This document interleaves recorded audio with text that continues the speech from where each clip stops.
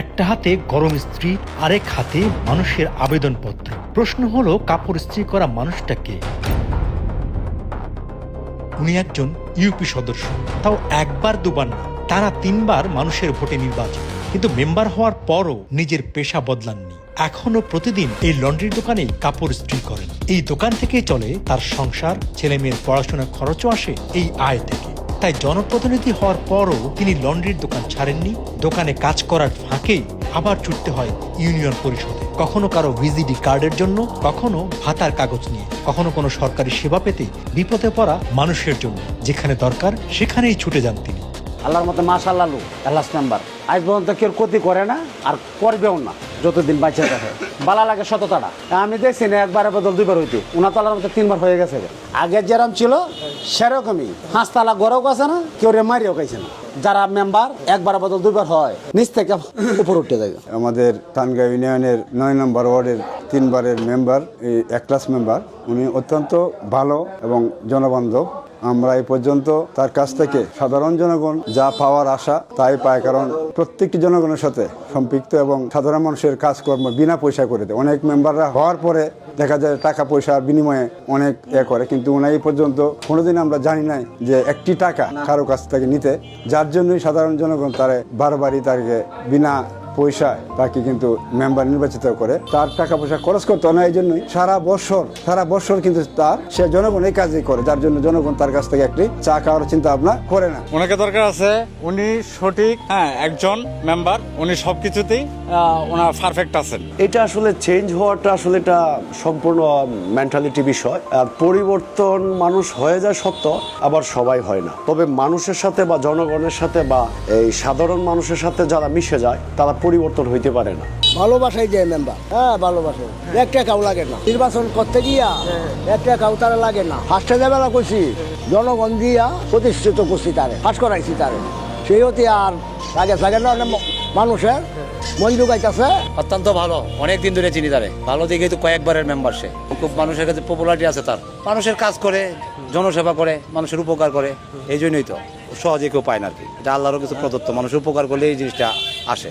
এই অভ্যাস কিন্তু আজকের না। নির্বাচিত হওয়ার আগেও এই লন্ড্রির দোকানেই বসেই মানুষের সুখ দুঃখের গল্প শুনতেন। সেখান থেকেই তার মনে হয় মানুষের জন্য আরো বড় পরিসরে কাজ করা দরকার। এরপর নির্বাচন করেন, প্রথমবারই জয় পান।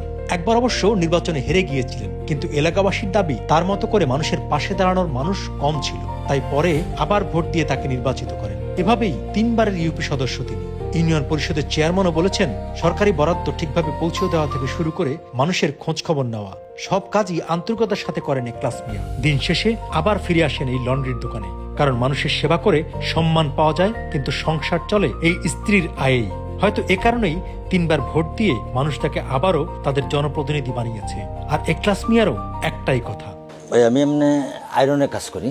পরিচয় বলতে আমি একজন জনপ্রতিনিধি, 3 টার্ম ধরে জনপ্রতিনিধি হিসাবে কাজটা করি। কারণ একজন লোক যদি আমার কাছে আসে তাহলে এর থেকে কাজটা করে দেওয়ার মতন সম্ভাবনা হয়। এটা প্রথম থেকে আমার পেশা, কারণ মনে করুন অন্য ব্যবসা করলে একটু পর আমার স্টার্টার লাগায় যাইতে হইতো জনগণের কাজের জন্য। এই ব্যবসাটা করলে তো মনে করুন একজন লোক আসছে, আমি 2টা কাপড় ধুলে তুই আমি এইভাবেই তাৎক্ষণিকভাবে আমি যাইতে পারতাম। তো অন্য দোকান দিলে তো আমি তাৎক্ষণিকভাবে যাওয়ার সুযোগ পাইতাম না। এই জন্য আমি মনে করি ব্যবসাটা বাচ্চা নিছি, জনগণের পাশেও কাজ করতে আমি জনপ্রতিনিধি হিসাবে। প্রথম জীবনে করলাম 9 বছর, দ্বিতীয়বার হলো 6 আর রানিং 5 চলতে। নির্বাচন করছিলাম বলতে আমি এক পরিষদে গেছিলাম। পরিষদে যায় দেখি একজন লোক পরিচয়পত্রের জন্য খুব সে ঘুরতে যায়, তার মেম্বারকে খুঁজতে যায়, মেম্বারে পায় নাই এটার জন্য। তখন আমি মনে মনে চিন্তা ভাবনা করলাম, আল্লাহ যদি আমাকে রহমত করে, যেভাবে মানুষ হয়রানি না হয়, যদি আমাকে রহমত করে তো আমি সেই কাজটা করবো। তো আল্লাহ চাই তো আপনাদের দোয়ায় এই কাজটা আমি অন পর্যন্ত চালিয়ে দিয়েছি। আপনি নিজেও দেখছেন এই কয়েকজন কিছুক্ষণের মধ্যে জরুরি নিবন্ধনের জন্য কেউ আইডি কার্ড করার জন্য আসছে, সারাদিন আসতে আছে। সারাদিন আমি যাইতে যে কিছুক্ষণ আগে এক ছেলে আসলো, আমি হ্যান্ড ক্যাশ একসাথে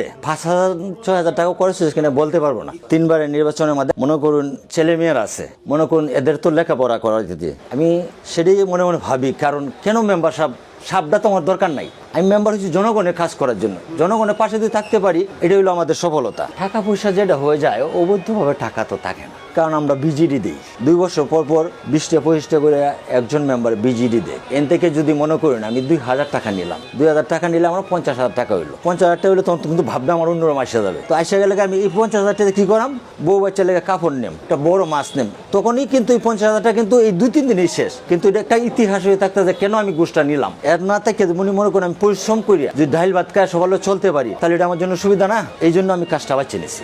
একজন জনপ্রতিনিধি হইতে যে অনেক টাকা লাগে সম্পূর্ণটা ভুল, কারণ আমি নিজে নির্বাচন করেছি, নির্বাচন 3টাতে আমি জয়ী হয়েছি, আমার তো টাকা লাগে নাই। দ্বিতীয় নির্বাচন যখন করেছি তখন আমি এলাকায় যখন যাই তখন মহিলারা আমাকে বলে কেন তুমি দোকানটা তো এসো, তুমি দোকানদারি করো, তুমি তো ভাই 2 কাজ করে থাকো, তোমাকে আমি ভোট দিব, কিন্তু দোকানদারি তো যদি ঘুরো তাহলে তো তোমার চলবে না। নির্বাচন চলাকালেও আমি দোকান খোলা রাখি, আমি নির্বাচনের একদিন আগে দোকানটা বন্ধ করে নির্বাচনের দিন শুধু খালি আমি কেন্দ্র সারাদিন উপস্থিত থাকি। এছাড়া নির্বাচন চলাকালে আমি সর্বোচ্চ রাত্রে যাই 1-2 ঘন্টা সময় দিই। গত টার্মে নির্বাচন গেছে আমার লোক 3 জন ক্যান্ডিডেট ছিল, 3 জন মিলায়া আমার থেকে 10টা ভোট বেশি পাইছে, 3 জন মিলায়া। তাহলে আমাকে কতটুকু ভালোবাসে, সেই ভালোবাসার ঋণ তো আমি জনগণে দিতে পারবো না, কারণ জনগণ আমাকে যে ভালোবাসাটা দেয় আমি যদি তাদেরকে যে শরীরে চামড়া মানে জুতো মানে দেও তো আমি পারবো না। কারণ একটা কারণেই সর্বোচ্চ তাদের যে সম্মান আমাকে দেওয়ার জন্য সেই সম্মানটা তারা আমাকে দেয়, সেই জন্য আমি তাদের জন্য সেই কাজটা করি। কারণ একজন লোক আমার কাছে আসলে আমার কাছে মনে হয় খুব ভালো লাগে। প্রায় 50 উপরে আমার বয়স, আর কয়দিন বাসাম, তা মানুষের ভালোবাসাটা নিয়ে বাসাটা তো সঠিক।